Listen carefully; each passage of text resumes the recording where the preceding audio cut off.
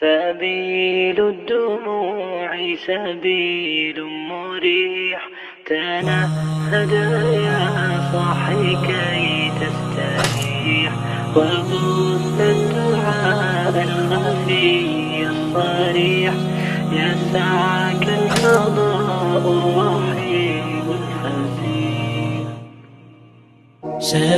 تم کہتے ہو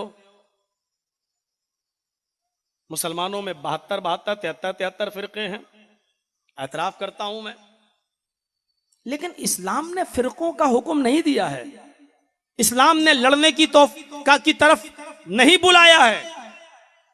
ہیں ہمارے درمیان فرقے، یہ ہماری وچار دھاراؤں کا اور ہمارے سوچ کا اور ہمارے تفکرات کا سبب ہے.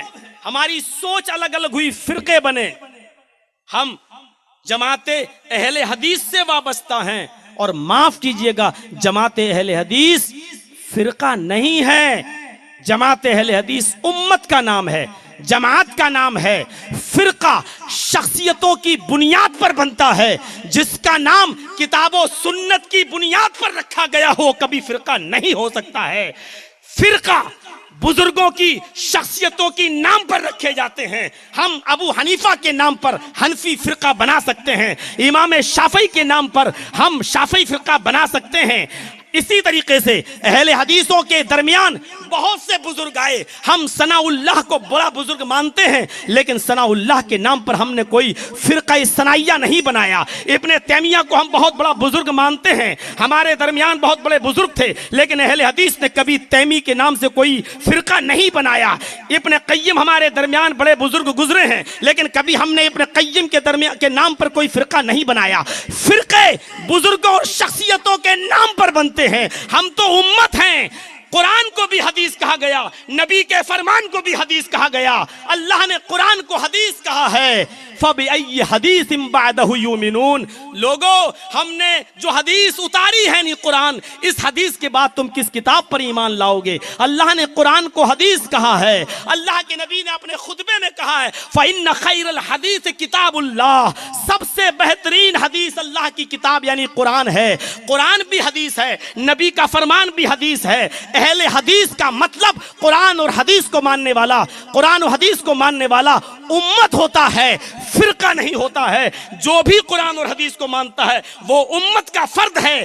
اگر ایک حنفی قرآن و حدیث کو مانتا ہے تو وہ بھی اہل حدیث ہے. ایک شافعی اگر قرآن و حدیث کو مانتا ہے تو وہ بھی اہل حدیث ہے. ایک بریلوی اگر قرآن و حدیث کو مانتا ہے تو وہ بھی اہل حدیث ہے. اہل حدیث کوئی مولوی جرجیز کی باپ کی جاگیر نہیں ہے کہ وہ صرف وہ اور اس کے چاہنے والے اور ماننے والے اپنے آپ کو اہل حدیث کہیں. اہل حدیث امت کا نام ہے، اہل حدیث فرقے کا نام نہیں ہے.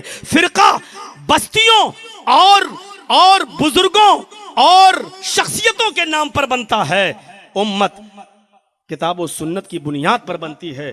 اہل حدیث کو کبھی فرقہ کہنے کی کوشش نہ کیجئے میرے بھائیوں، بلکہ اہل حدیث بننے کی کوشش کیجئے. یعنی شخصیت پرستی سے نکل کر اور ذات برادری سے نکل کر، شہریت سے نکل کر، ضلع سے نکل کر ہمیں اور آپ کو یہ چاہیے کہ کتاب و سنت کی طرف ہم اپنے آپ کو منسوب کریں. کیونکہ انسان ہونے کے اعتبار سے سب سے خطائیں ہوئی ہیں. معصوم عن الخطا اگر کوئی تھے تو وہ صرف جناب محمد رسول اللہ صلی اللہ علیہ وسلم تھے. مجھے کوئی تنقید نہیں کرنا ہے، ایک چھوٹی سی بنیادی بات تھی جو میں نے آپ کی طرف اشارہ کیا ہے. اللہ کے دین کی دعوت اور لوگوں تک پہنچانے کے لیے اس ویڈیو کو ضرور لائک، شیئر، کمنٹ اور سبسکرائب کریں.